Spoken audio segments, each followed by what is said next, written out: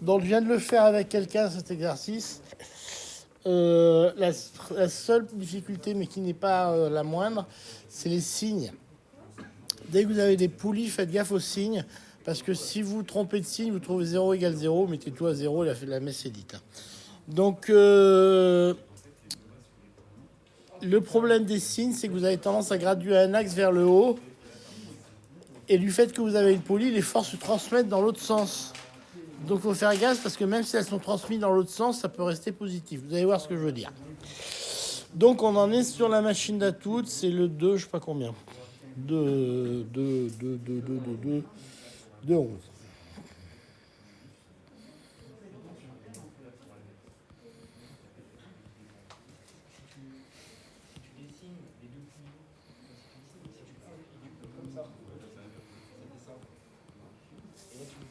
Alors, vous allez voir ce qui va se passer.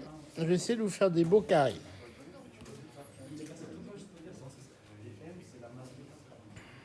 Là, j'ai ma première masse. Là, j'ai ma deuxième masse.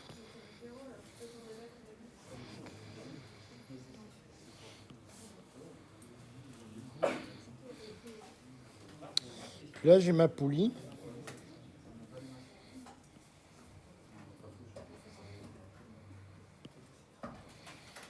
Ok.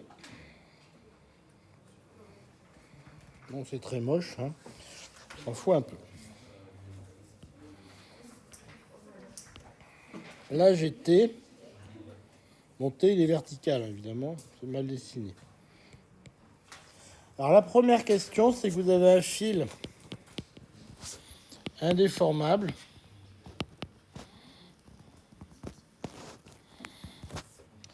Donc, les forces sont transmises. Ça, c'est impossible dans la réalité, tu vois. Si. Un fil indéformable. Non, indéformable, peut-être pas, mais légèrement déformable. Alors ça a un intérêt. S'il y en a parmi vous qui font de l'escalade, je ne sais pas si c'est le cas, mais ça a été découvert il n'y a pas si longtemps, c'est-à-dire au milieu du XXe siècle, parce qu'avant, les gens ils s'attachaient avec des cordes en chambre, puis quand ils se mettaient des vols, en fait, ils arrivaient en bas, ils étaient morts. Et les gens ne comprenaient pas pourquoi. Et simplement parce que quand vous avez une corde en chambre, les forces sont complètement transmises. Et quand le gars il s'arrêtait, il se prenait une accélération telle qu'il était tué. D'accord? Parce que les forces sont complètement transmises sur une corde indéformable. Et c'est seulement dans les années 50 qu'ils ont compris qu'il fallait prendre des cordes déformables. Donc en fait, quand les cordes d'escalade actuellement, vous avez elles se déforment quand vous arrêtez. Donc les forces sont pas complètes. Façon, les forces sont, si vous voulez, la décélération se fait sur 10 mètres de la corde, ce qui fait que l'accélération qui est ressentie est beaucoup plus faible. Ce qui fait que vous arrivez vivant. Parce que si vous prenez une corde de chanvre, ça servait surtout à remonter si vous tombez ou si vous tombez sur 1 mètre ou 2. Mais si vous volez sur 10 mètres, vous arrivez en bas, vous êtes mort. D'accord ? Parce que vous êtes arrêté brusquement. Donc une corde indéformable, les forces sont transmises de façon à peu près correcte. Alors après, on vous demandait d'écrire les relations fondamentales de la dynamique sur ce truc-là. Et là, c'est pas tout à fait trivial à faire. Alors vous avez effectivement G, vous avez le P2 qui est comme ça, puis P1 qui est comme ça. Et puis en général, vous faites un truc qui est très bien, qu'on vous dit de faire, vous mettez un axe ici, Z, qu'on va graduer vers le haut. Et vous écrivez la relation fondamentale de la dynamique, qui est de dire que M1 A1 est égal à P, P1, moins T, et puis M2 A2 qui est égal à P2 moins T.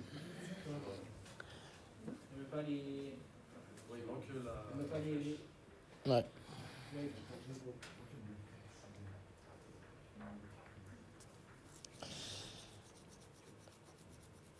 Alors, c'est là où il faut faire un petit peu attention parce que les signes des vecteurs, quand on va les projeter, ça va tout de suite paraître un petit peu embêtant parce que ici, vous avez une poulie. Ce qui fait qu'en fait, vous avez l'impression que T1 et T2 sont dans le même sens. Mais que nenni. Ils sont pas dans le même sens. Pourquoi? Parce que votre axe Z, si vous le déployez, vous voyez qu'en fait, il est comme ça.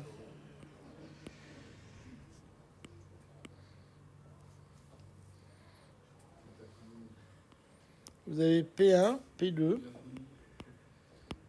mais vous avez T1 qui est dans ce sens-là, et T2 qui est dans ce sens-là. Donc en fait, ils sont en sens inverse, les deux. Les T. Pourquoi est-ce qu'on se retrouve avec P1 moins T? Oui, vous avez raison. Pourquoi est-ce qu'on met pas moins P1 plus T? Non, parce que vectoriellement, c'est P1 plus T. Hein. Mais quand on va les enlever, les petites flèches là. Oui, non, mais vous avez raison. Mais vous avez raison, mais on s'en fout parce que pour le coup, ça va être pareil des deux côtés. Donc ça, c'est pas très grave. Donc on va essayer de ne pas se planter. Et donc il faut regarder que quand vous êtes en relatif, les T1 et les T2 vont être de signes opposés, les P1 et les P2 pareil. D'accord? C'est pour ça que l'un ou l'autre est négatif. Voilà, il faut faire un peu attention à ça. Donc ça vous entraîne que M1A1 est égal à moins P1 plus T1, mais que M2A2 est égal à moins P2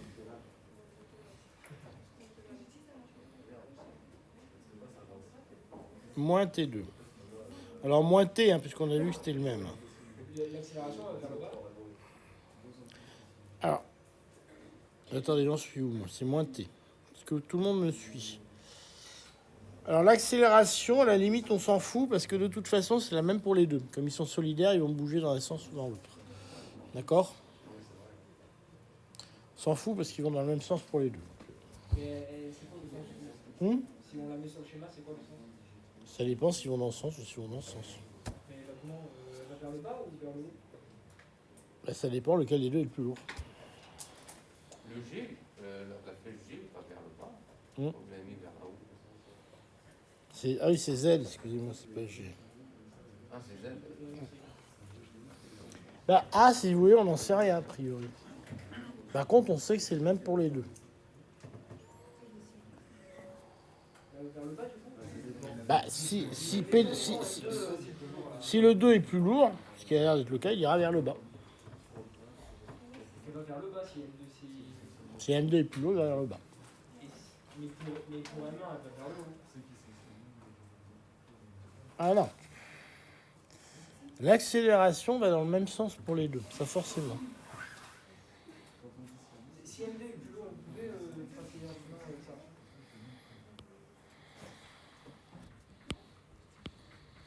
Z, il est comme ça. D'accord? Donc quoi que je fasse, ils auront le même signe dans les deux cas. Et A1. On est bien d'accord avec ça?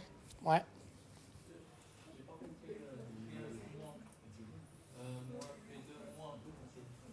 Alors, c'est là où c'est compliqué.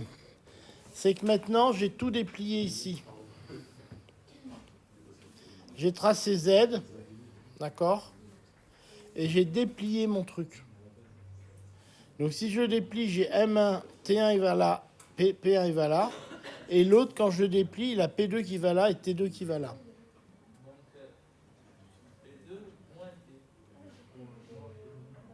P2 il est positif et j'ai moins T. Ah oui, c'est plus P2, vous avez raison. Tout à fait, tout à fait, tout à fait. Vous avez tout à fait raison.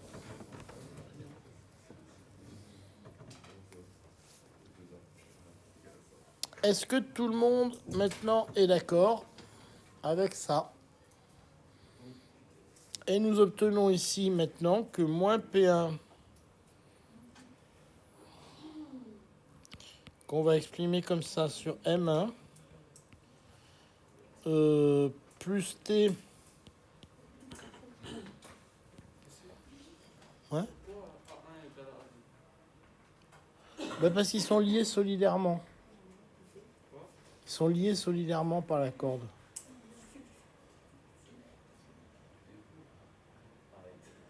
J'ai deux objets. Non mais qui sont en équilibre ou pas, si je les attache mes trucs. Ouais. Est-ce qu'il faudrait pas mettre valeur absolue de A1 égale valeur absolue de A2? Ou alors mettre des vecteurs ou... Ah, vous voulez que je mette ça quelque part? Bah, A1 égale à 2 comme ça, sinon vous voulez que je mette... A1 est pas égal à A1 en vecteur, il est forcément égal à A2, mais deux trucs sont attachés. oui, du coup, il faut mettre des vecteurs. Si vous voulez, hein. S'ils sont égaux en vecteur, ils sont aussi égaux en valeur absolue. Hein. Ah, c'est mieux.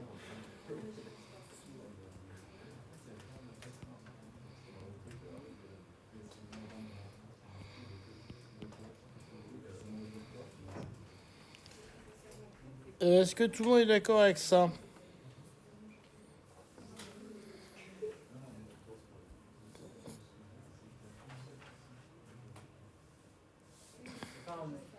Hmm.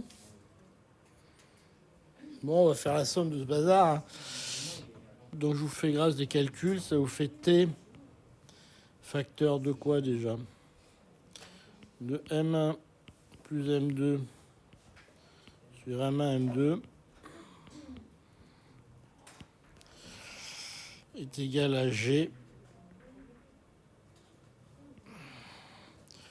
au facteur de quoi déjà? C'est égal à 2G. Hein. C'est bizarre, c'est pas la même chose qu'on trouvait tout à l'heure, non? Vous trouvez pas ça tout à l'heure? Hein? Pourquoi vous ne mettez pas tout sur le même dénominateur? Ben, c'est ce que je suis en train de faire là.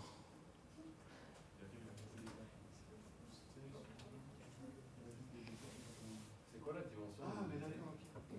La dimension de T, c'est une force. Hmm.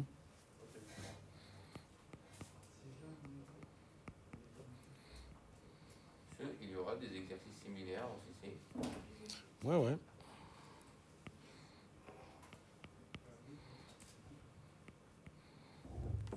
Voilà. Alors par contre, on n'a pas trouvé ça tout à l'heure quand on l'a fait ensemble. Donc où c'est qu'on s'est planté tout à l'heure? Non, en fait, vous avez pas fait le... Bon, donc c'est là qu'était bon, vous dites.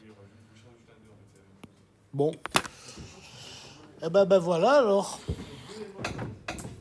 Ben voilà, c'était pas si dur que ça. Alors si par contre faites gaffe, non le truc c'est quand vous avez un exercice, dès que vous voyez une poulie, faites gaffe parce que... D'accord? On signe. Ouais, au signe, faites gaffe au signe dès qu'il y a une poulie. D'accord?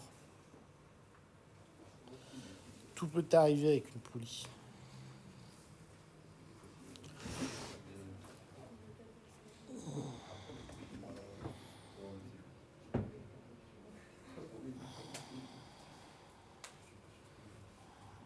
Je fais les autres exercices sans corriger sur votre compte YouTube. Alors le principe des exercices, je crois que Julien va les mettre. Le principe... Ah, ils en sont déjà les corrigés? Ouais, mais il manque le 1.3, le 7 et le 9. Donc ils y sont. D'accord. Sur Camilo? Non, mais en fait, sur Moodle, il y aura M. Labbé qui va mettre toutes les corrections. Ah, il va le mettre, il n'a pas encore mis. Mais ce sont des corrections sans commentaire. Alors que M. Semina Dayar, lui, il met des corrections Avec commentaire. en vidéo, donc il y a un commentaire par-dessus. D'accord. Mais il y a moins d'exos avec Alors les corrections de Monsieur Labbé, je crois que c'est celles qui m'envoient à moi. Donc je sais pas si elles sont toujours exploitables pour vous, quoi. Parce que oui, ça, c'est ça. elles sont un peu... Il n'y a pas d'explication. bah, c'est un peu du brut, quoi. En fait, il met les calculs sans commentaire à côté, du coup, c'est hyper dur. C'est un peu hard, quoi. C'est-à-dire que... Alors que quand on a la vidéo, on a un commentaire. En fait, il me les envoie souvent pour qu'on compare ce qu'on a fait, quoi. Mais... Voilà. Alors le principe, je vous dis toujours, le principe des exercices, c'est que si vous en faites, que vous avez cherché, que vous ne trouvez pas, vous venez me voir, je vous donne la correction, ça, il n'y a aucun souci. Par contre, je ne veux pas donner de correction sans que vous les ayez cherchées, parce que le problème, c'est que vous avez tendance à regarder des corrections et à pas les chercher. Et ça n'a aucun intérêt pédagogique pour vous. Parce que l'apprentissage se fait pendant que vous cherchez. D'accord ? D'accord. Je vous donne un exemple très simple. Monsieur qui a eu le prix Nobel cette année,